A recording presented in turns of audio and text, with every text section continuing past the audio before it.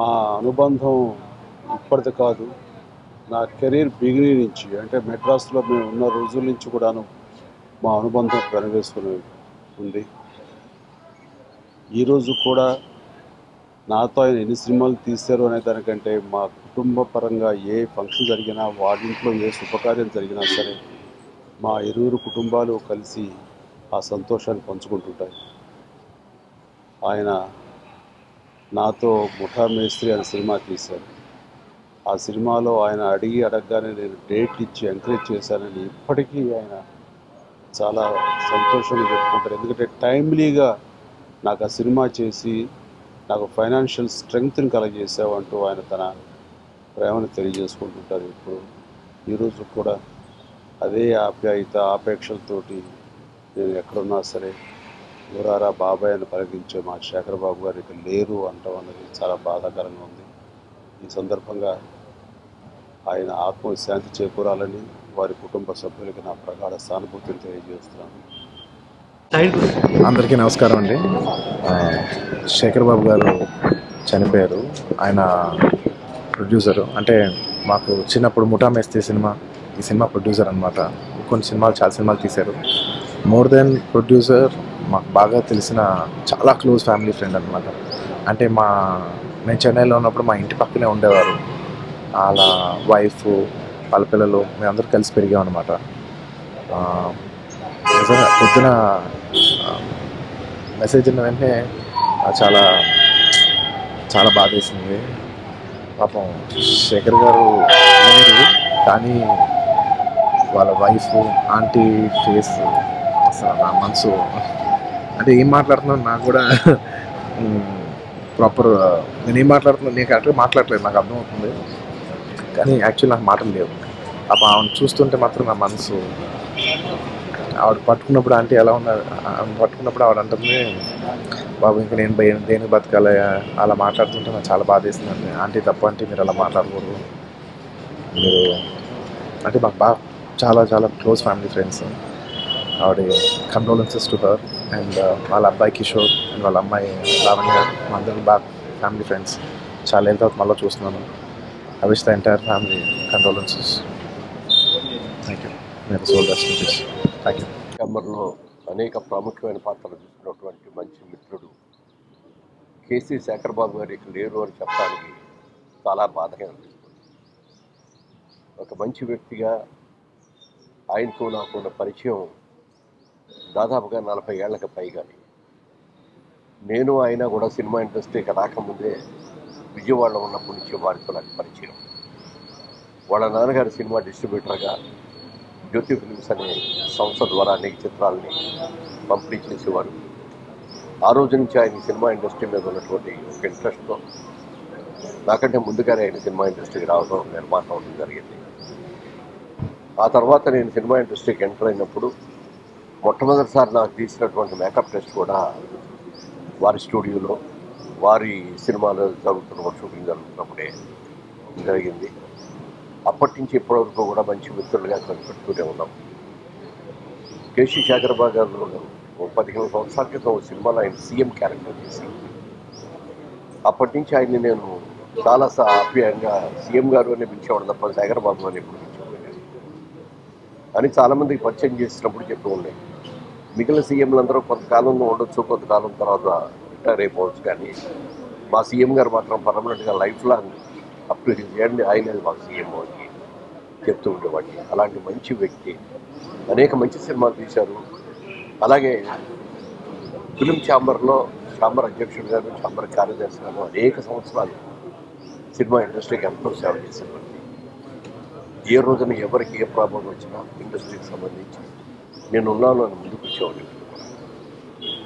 రాత్రి సడన్గా నిన్న సాయంత్రం కూడా ఫిలింనగర్ కల్చరల్ సెంటర్లో ఆయన సినిమా కూడా కొంతసేపు చూసి తర్వాత ఇంటికి వచ్చిన తర్వాత వైఫ్తో అంటే కొంచెం బీపీ ఎక్కువగా ఉన్నట్టుంది అని అప్పుడప్పుడు అట్లా అంటూ ఉండేవారు కాదు.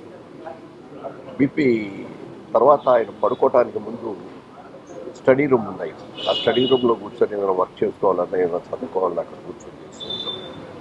రాత్రి కూడా అలాగే స్టడీ రూమ్లో వర్క్ చేసుకుంటుంటే తెల్లవారుదామున 3:30కో ఇప్పుడు ఆవిడకి మెలకు వచ్చి చూస్తే పక్కన లేరు. ఇంకా స్టడీ రూమ్లో నేను ఇంకా అక్కడే కూర్చున్నట్టున్నాను. అక్కడికి వెళ్ళి చూస్తే ఆయన కింద పడిపోయి ఉన్నారు. చేతికి బీపీ మిషన్ కూడా కట్టుకున్నాను. అంటే అప్పటికే ఆయనకి బీపీ వచ్చిందని అనుమానం వచ్చినట్టుంది. బీపీ చూసుకోవడం కోసం చేతికి ఆ బీపీ మిషన్ కూడా కట్టుకున్నారు. ఆ సమయంలోనే పోయారనుకుంటా. చనిపోయేటప్పుడు చేతికి ఆ బీపీ మిషన్ కూడా అలాగే ఉంది.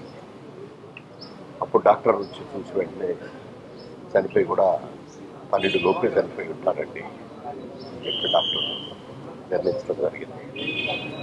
ఏది ఏమైనా శేఖర్ బాబు అని పేరు పెట్టుకున్నాను. నిన్న శివరాత్రి రోజున ఆ శివాల్లో ఆ శివుల్లో ఐక్యమైపోయారనిపించింది. ఒక మంచి శుభగడియల్లో చనిపోయాడైన బాధను ఎవరో ఏమీ మార్చలేం, కానీ ఒక మంచి సమయంలో మంచి పండగ రోజున ఆయన దైవ సాన్నిధ్యానికి వెళ్ళిపోయారు అని అనుకున్నప్పుడు మాత్రం కొంత సంతృప్తి కలిగింది. ఒక మంచి మిత్రుడు కోల్పోయాడు. ఇలాంటి మంచి మిత్రుడు సినిమా ఇండస్ట్రీలో అందరికీ మంచిపోయే ఒక మంచి మిత్రుడు పరిశ్రమ నష్టపోయింది. వారి ఆత్మకు శాంతి కలగాలని, అలాగే వారి కుటుంబ సభ్యులందరికీ కూడా నా ప్రగాఢ సానుభూతిని తెలియజేస్తున్నాను. వాళ్ళ అబ్బాయి మెడ్రాస్లో ఉన్నారు, మరి కాసేపులో ఆయన ఇక్కడికి వస్తారు. అలాగే వాళ్ళ అమ్మాయి అమెరికాలో రేపు రాత్రి గంటలు. కర్మకాండలన్నీ కూడా బహుశా దహన సంస్కారం అయింది కూడా ఎల్లుండి జరుగుతుంది. నా ప్రగాఢ సానుభూతి తెలియజేస్తుంది. చిరకాల మిత్రుడు, ప్రముఖ నిర్మాత, ప్రముఖ పంపిణీదారుడు, విజయవాడ నుంచి వచ్చిన మొట్టమొదటి పంపిణీదారుడు, నిర్మాత, మృదు స్వభావి శ్రీ శేఖర్ బాబు గారి అకాల మరణానికి చింతిస్తూ పరిశ్రమకి ఎంతో లోటు, మల్లె పువ్వులాగా ఎవరనుకుమారైనా నేను ఉంటానని ఉండే గొప్ప వ్యక్తి వాళ్ళు లేకుండా వెళ్ళిపోవటం దురదృష్టకరం. ఆయన కుటుంబ సభ్యులకి ప్రగాఢ సానుభూతి, ఆయన ఆత్మకి శాంతి కలగాలి. Thank you. శేఖర్ బాబు గారు లాంటి మంచి మనిషి చనిపోవటం ఫిలిం ఇండస్ట్రీకే కాకుండా నాలాంటి ఎంతోమంది మిత్రులకు కూడా తీరని లోటు. మా విజయవాడలో నా చిన్నతనం నుంచి నాకు ఆయనతో చాలా పరిచయం. మా తండ్రి గారికి అత్యంత సన్నిహితుడు ఆయన. ఎప్పుడూ అందరితో నవ్విస్తూ ఉండే శేఖర్ బాబు. ఆయన పూర్తి పేరు చంద్రశేఖర్ బాబు. శివరాత్రి రోజు లింగోద్భవ సమయంలో ఆయన కాలం చేయటం అన్నదే స్నేహితులందరికీ ఎంతో బాధ అయినా కూడా ఒక రకంగా ఆయన డైరెక్ట్గా ఈ మంచి రోజు నాడు శివుని దగ్గరికే వెళ్ళిపోయాడు. ఆయన ఆత్మకి శాంతి కలగాలని చెప్పి మనస్ఫూర్తిగా కోరుకుంటున్నాను. మా అన్నయ్య కేసీ శేఖర్ బాబు గారు అకాల మరణం మమ్మల్ని అందరినీ దిగ్భ్రాంతికి గుర్చేసింది. ఆయనకి ఒక అబ్బాయి, ఒక అమ్మాయి ఉన్నారు. అబ్బాయి చెన్నైలో ఉంటారు, ఇప్పుడే వచ్చారు. అమ్మాయి అమెరికాలో ఉన్నారు, రేపు నైట్కి వస్తారు. కాబట్టి